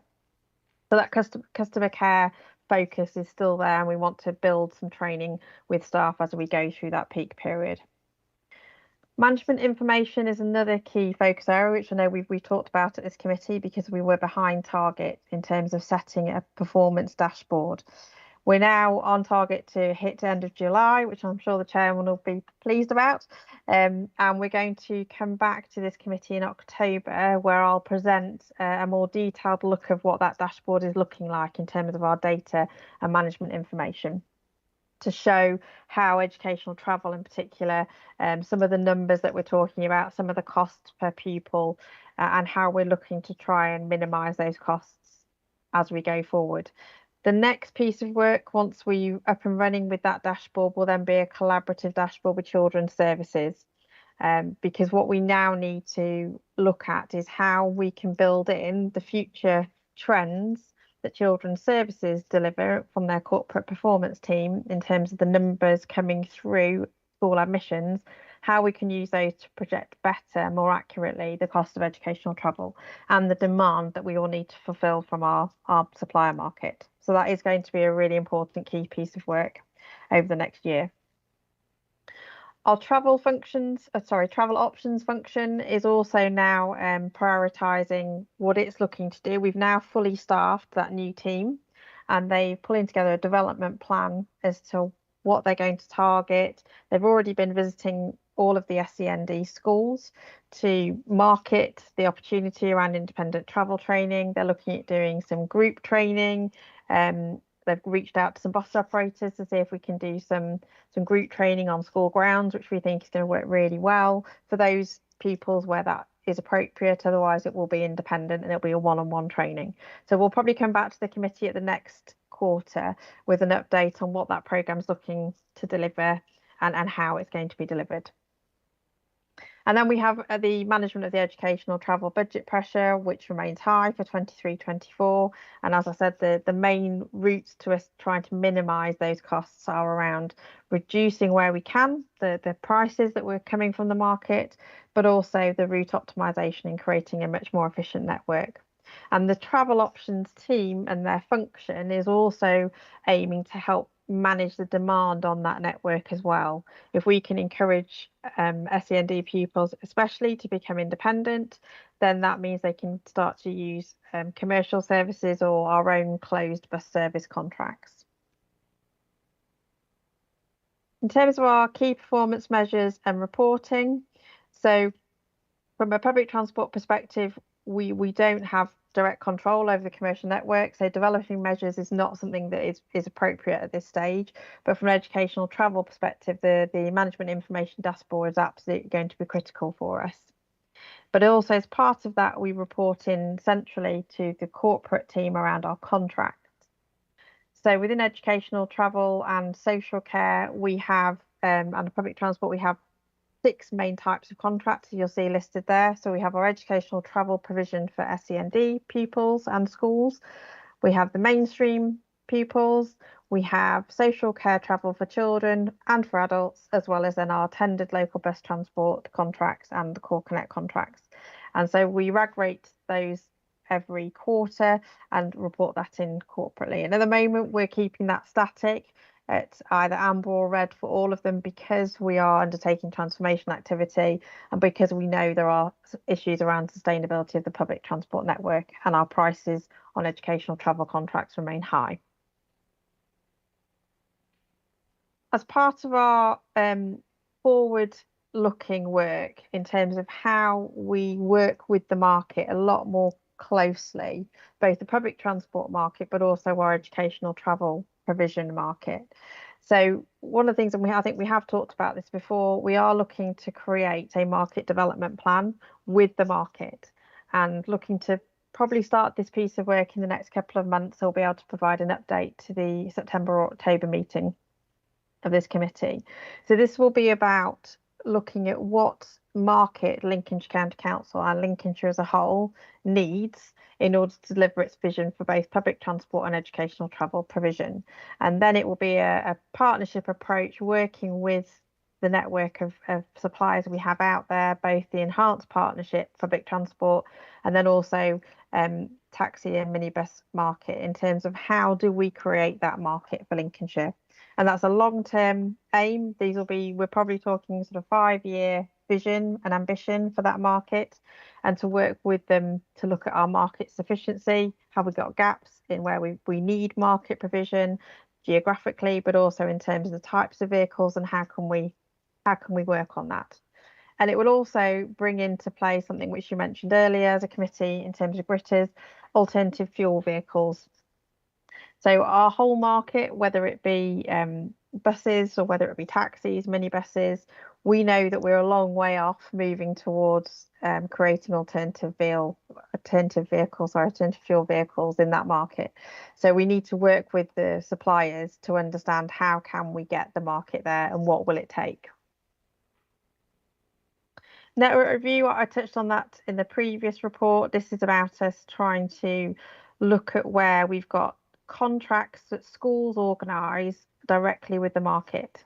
And we think that that's quite a high number of pupils, that if we could get the commercial routes working correctly and in the right areas, we might be able to transfer some of those pupils off those closed contracts back onto the commercial network, which helps with the sustainability of that network and also helps alleviate some of the pressure on schools and colleges having to organise their own transport. So we are in liaison with schools and colleges now, working through some of that data, which I know Stuart is sort of number crunching and looking at where there's opportunities.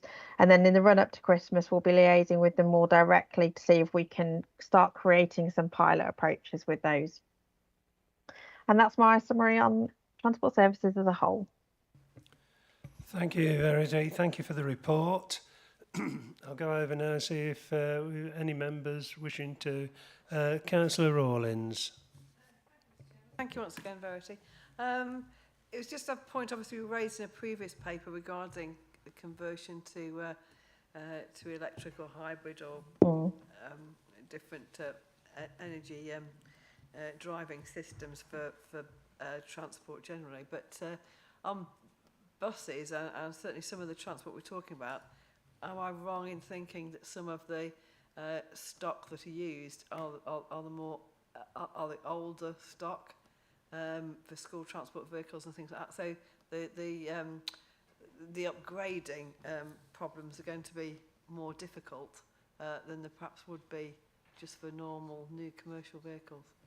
And that goes for taxes and everything as well. And without even beginning to say about the charging points and everything else, which are just at the moment non-existent. Absolutely correct.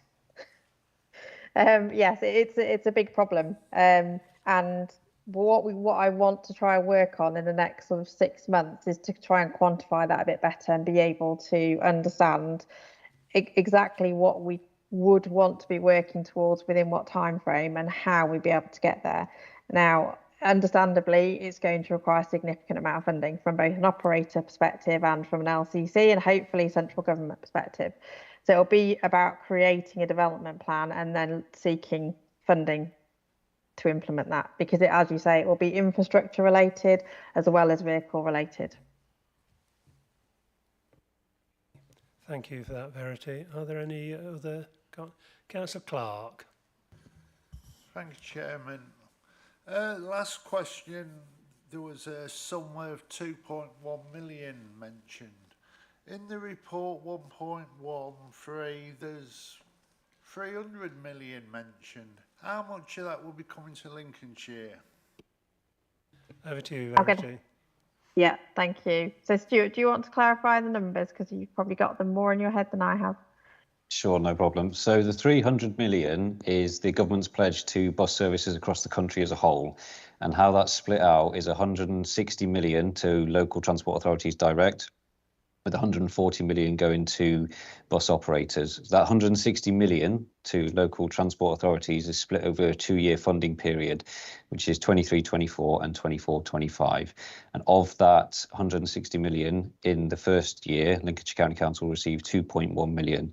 And the DfT have given indication that for 24-25, the sum received by local transport authorities will be similar, but they haven't finalise the mechanism for that yet. So we're expecting it to be somewhere in the same ballpark, but for 23-24, LCC will have 2.1 million in funding. And in terms of operators, Stuart, do we know how much Lincolnshire operators will be receiving, or is that yet to be determined? So the BSOG plus funding, which is the 140 million that goes to operators, is a calculation based on the mileage and fuel spent under those services. So I'm engaging with operators to understand and quantify what that looks like. But as it is early throws for them, it only came in the 1st of July. They're still in the same process of trying to understand what that funding means to them across their services. So it's unknown at the present time. Thank you. Okay, Councillor Clark. Yeah, thank you for that. I thought we was going to get all the 300 million, that was all. I wish. Yeah. Thank you, Kevin. Any other comments or speakers? Now, I just got one thing I'd like to ask. You know, when you're working with 2 bus operators to identify where closed school and college services may be duplicating the commercial network, will you also be looking at where there possibly routes that they're going over where there is no commercial network and whether there's any opportunities there? Yes, we are going to look at everything that schools are organising themselves, and to see whether they're using gaps in the commercial network, like you say, or whether actually it is duplication. So we are looking at the whole picture, definitely. Thank you, Verity. Right, been no more speakers. We're going to record the key comments and findings of the committee, which Tom will have taken down as we've run through the debate. And I therefore move that the report be received and endorsed and request that our comments be taken under consideration by the relevant officers and the executive portfolio holder. Does anyone dissent? No, so that is agreed then. So I'll move on then to the next item on the agenda. And thank you, Verity and Stuart, for the presenting the report. Item 10 on the agenda is the committee work programme. And the item is on pages 177 to 184 of the agenda pack. And this enables the committee to comment on the content of its work programme. And Chiara is going to take this item, so over to Chiara. Thank you very much, Mr. Chairman. Chiara Hadziano, designated Scrutiny Officer for the Highways and Transport Scrutiny Committee here. The purpose of considering the work programme as a standing agenda item is to give members the opportunity to review the works already scheduled for the rest of the calendar year and beyond, and subsequently propose amendments as required in terms of either reprioritisation of items to be taken throughout this cycle, or to request for further reports to be added in relation to areas of interest that obviously fall within this committee's remit. It also gives officers the opportunity to introduce any new topics that are anticipated to populate the agendas of future months. And with this in mind, I would like to summarise the contents of the agenda for our next meeting, which is on the 11th of September. And these are a pre-decision report on the Highway Works Professional Services and Traffic Signals contract extension, and the decision will be considered by the Executive Councillor between the 18th and 25th of September 2023. Then we are also due a pre-decision item on the North Highcombe Relief Road permission to submit planning application. That is an executive decision, which is to be considered on the 3rd of October. We are also due a pre-decision item on the refresh of the bus service improvement plan for Lincolnshire. And that decision is going to be considered by the Executive Councillor between the 13th of September and the 6th of October 2023. And in relation to scrutiny reports, we are due the Highways Q1 Performance Report, the Major Work Schemes Report, and the Transport Q1 Performance Report. Any requests can be raised now or obviously communicated with me online. And this concludes my update to you, and I'm happy to take any questions or suggestions and comments. Thank you very much indeed. Thank you, Chiara. Councillor Stokes has got something he wants to say. Councillor Stokes. Thank you, Chairman. So within Appendix A, we have the forward plan of decisions, and the Grantham Future High Street Fund station approach was the decision between the 18th and the 22nd of September. So it's probably more of a question for Sam as to why it's not on the agenda for the 11th of September. Thank you. Thank you. Thank you. Well spotted, Adam. Thank you very much. Well spotted indeed. There hasn't been confirmation of this item being going forward in the next agenda. So please do take this as a mistake on my part, and I will remove that from the calendar and re-add it as soon as I am confident that we've got an appropriate date for that. Thank you. Thank you for pointing out that, Councillor Stokes. I've got, is there no one else? I've got one thing that I did mention Network Rail and getting them in to report to the committee. They used to give us an annual report each year. I think Councillor Clark will remember that when we used to bring them in, and we haven't seen them for a while. So we're still in the process of confirming that. Right, thank you. Verity apparently would like to come in there on that that I've mentioned, I think. Verity. Yes, Chair. So I have spoken to Vanessa Strange about that, and she absolutely agreed that I think there is something that she's planning to do, and she's going to liaise with Cara, but it's in plan. Thank you. Thank you. I just didn't want to miss it, and I just thought if it's not on the little list at the bottom of the programme, it's you know, it might drift off and get forgotten about. Okay, so thank you for that.